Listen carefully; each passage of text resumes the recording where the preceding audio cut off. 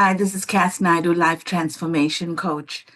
Um, in this video, this is a little bit of a personal story mixed into something that I think so many people today need to hear. If I were to ask you, give me $1 million right now, right this second. Now, the chances are you don't, even if you have it in the bank, you don't have it in your pocket or in your safe right here, right now. You can't give me what you don't have. It may not even be your currency. So when we go to a narcissist and we're trying to get love from them, it is exactly the same as me insisting you give me $1 million right here, right now. If you don't have it, you can't give it. Narcissists do not have love inside of them. And if you don't have it, you can never, ever give it. So it doesn't matter if I come to you and I plead with you or I beg you to give me this money. If I come to you and I say, I will do whatever it takes, I will make sure that I do what pleases you and make sure that I don't do anything to trigger the anger inside of you. Even if I did all of that, I can turn myself into a pretzel trying to please you, but you still can't give me what you don't have, right? So if you're in a relationship with a narcissist, or even if you've left a relationship with a narcissist and you're still struggling to understand it, then I speak from personal experience. Um, Not one on two occasions. So my mother is a narcissist to start off with. And you'll notice that when that is the case, if you had a parent that was like this, as an adult, and this is now, when I was still living unconsciously and living by society's rules of you grow up, you find a partner, you get married, you have kids, you buy the house, you do all of these things. So you don't even question, what is it that I want? Who am I? Um, so, later in my life, I did actually attract a narcissist, didn't even realize, because at that time I didn't know any of the stuff, right? But it's only afterwards when you come out of something like that. And for me, it was like I really needed to understand. I needed to know, why do bad things happen to good people? When I look back and I think of myself as a child, and I think I was such a good child. And I think I was good because I was just so scared most of the time. Um, couldn't be loud, you get told to shut up all the time. You get insulted, you get undermined, you get ridiculed, you get, gaslit, all of these things. But as a child, you don't even understand why the person that's supposed to love you the most hates you so much. So you automatically think that there's something wrong with you, that you must be the problem because they're very good at praising everybody else in your presence. Why can't you be like this person? Why can't you be like your cousin or your brother or your sister or your somebody else, the neighbor, anybody but who you are? So you grow up feeling that I'm not good enough, I'm not worthy. And as a result, you keep looking for somebody outside yourself to validate you, to make you feel that, hey, you are worthy, you are lovable. All right. So it doesn't matter whether you're in this relationship or you're out of it, whether it is a parent, a sibling, a friend, a boss, life partner, even a child. Today, there are children treating their parents in this way, right? So, whoever that person is that you're having this relationship with, um, the way they treat you is very, very similar. You will find that there are common threads. When you talk to other people who have experienced this, you'll see how similar your stories are. And after I started doing a deep dive into this topic and studying and researching and really, really trying to figure it out, I've watched like thousands of hours of podcasts and listened to experts in the field and really tried to figure it out. And I think a lot of the time, even knowing all of the information is not really enough, because the pain, the hurt goes so deep, the wounding, the trauma from it goes so deep that you really don't believe you are lovable. You don't believe you are worthy. And it impacts every single area of your life. It impacts all your adult relationships going forward. It impacts the way you show up for your children in the future. It impacts your work, because if you don't believe you are worthy, you will never be truly successful or truly wealthy unless you heal those wounds. If you ignore it, and you just live with the pain, and you're just angry, bitter, all of that inside of you, but you don't really heal the pain, then eventually it'll show up as physical ailments, right? If you look at a disease like cancer, cancer is a disease of resentment. So if there's somebody in your past, whether they're a narcissist or not, and they've really, really hurt you at a deep level, it doesn't even take that much time. I've learned over the years, I've kind of like learned the techniques initially to cut cords with dysfunctional people. Sometimes I just want to say evil, because only if you're in a relationship like that will you understand what I'm saying, right? This is difficult. As much as I know, and as much as I have come through, and as much as I've worked on me, and now I know that I am worthy. I know that I am lovable and loving and kind and generous and smart and intelligent. I know that now only because it has taken me years and years and years to do the work. But now it's almost like I've been given this download of how to find the root cause of something and transcend it. And it does not take years like it took me.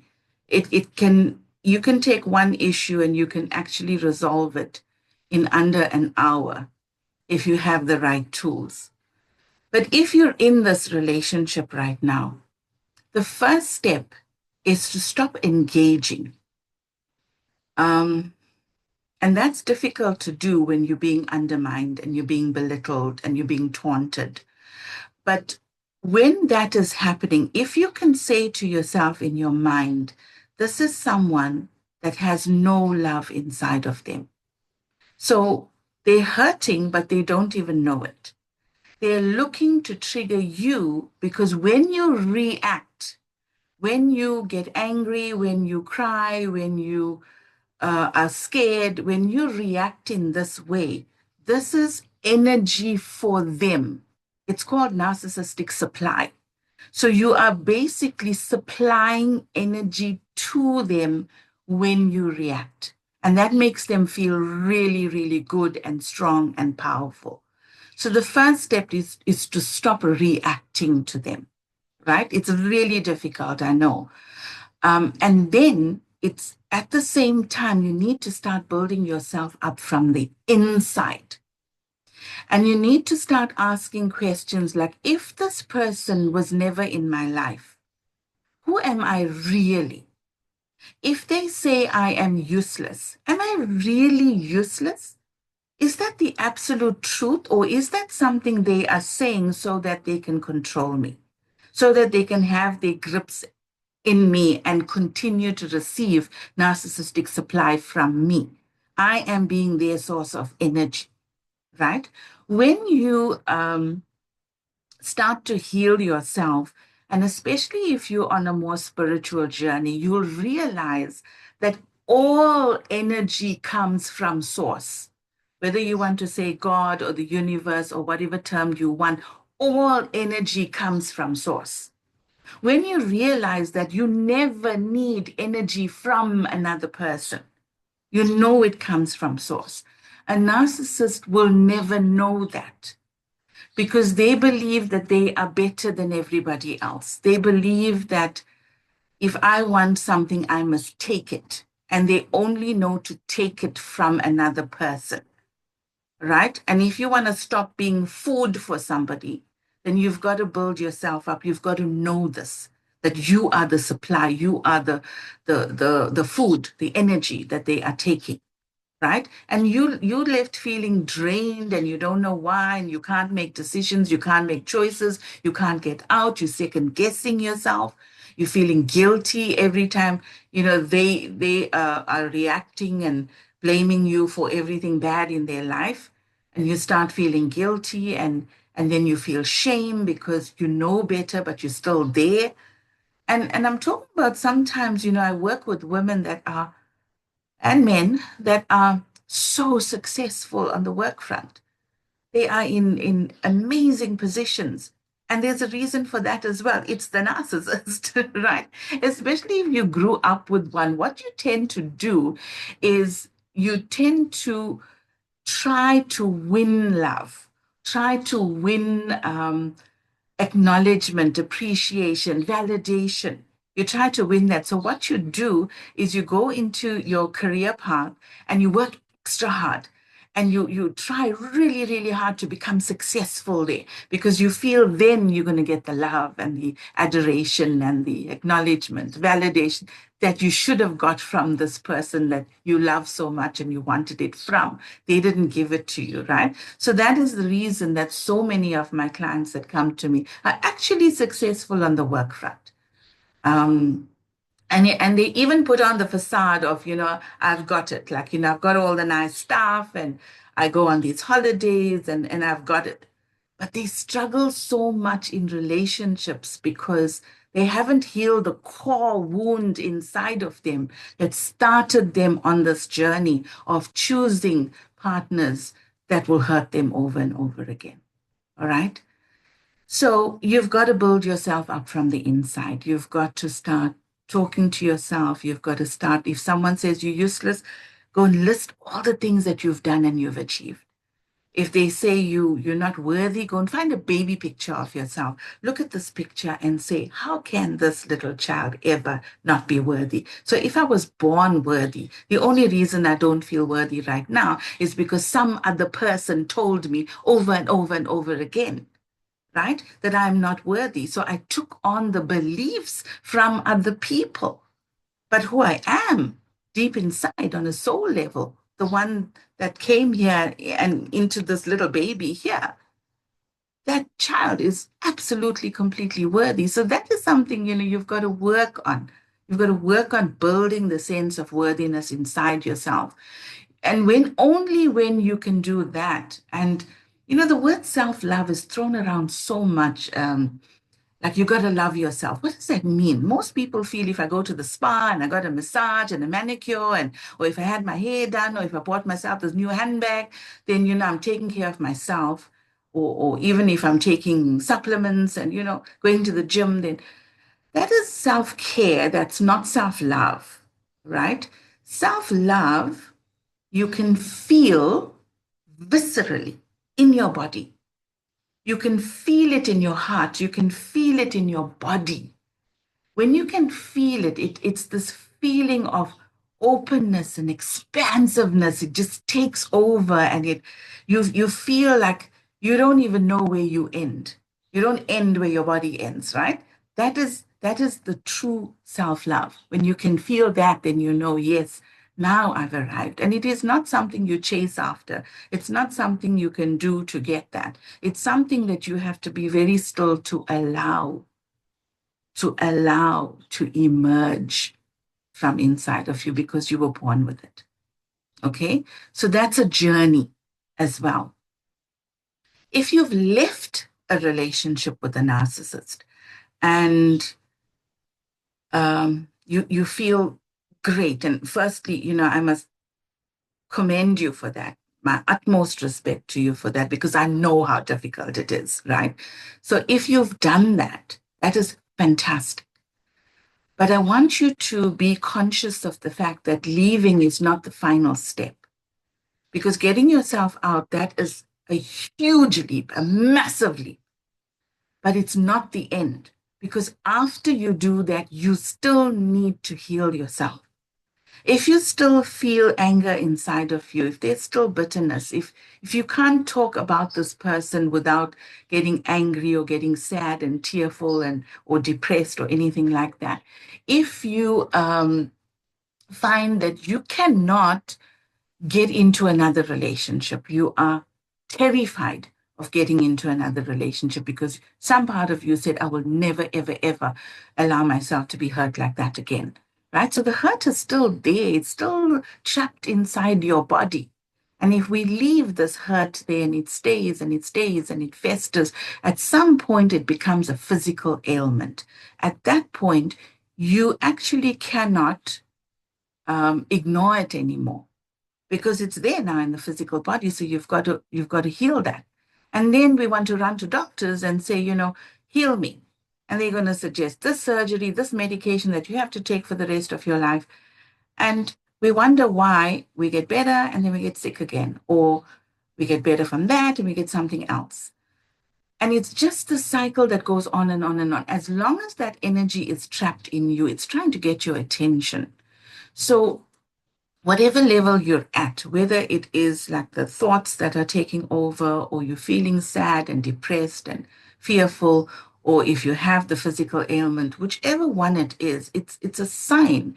It's giving you the opportunity to know yourself without all of that trauma. So when you are able to go there and release that trauma from your body, and again, I'm saying it can be done in one session. It's not something that's going to take you years to do. When you start to release that trauma, yes, after that, you're going to integrate it, right? But in that moment, you can release the energy of that trauma. You can do that. And once that is done, then your true healing is going to happen. And then you're going to start to tap in to who you are, and you're going to tap into this boundless, infinite spirit that you actually are, that you came here to experience and be. You'll start creating the life that you truly desire because you're not making your decisions from a place of fear. You're not trying to be invisible, right? You can't really go out and achieve something if you're trying to be invisible. You're not playing your full game. And even if you're successful, you'll realize that success doesn't take as much hard work, right, as it's taken you. You'll realize that it's something that's your birthright. It is something that can come to you so much more easily when you're open, you're receptive, you call it in, you attract it to you. It's very different. And the feeling of being in control of your own life, being the creator of your own life, there's nothing that can replace that, right? So I hope you got some value from this video. If you did, please leave a comment below, give it a thumbs up, share it with someone. That is how the channel can grow and I can make more videos like this to help you. So this is Naidoo, Life Transformation Coach. I do one-on-one coaching, group coaching. So if you'd like to get in touch with me, I'll leave an email address in the description box below, and you can send me an email and I'll give you a free 30-minute session. We can discuss, see where you're at, see what you need, and if we can work together to set yourself free. I'll see you in the next video.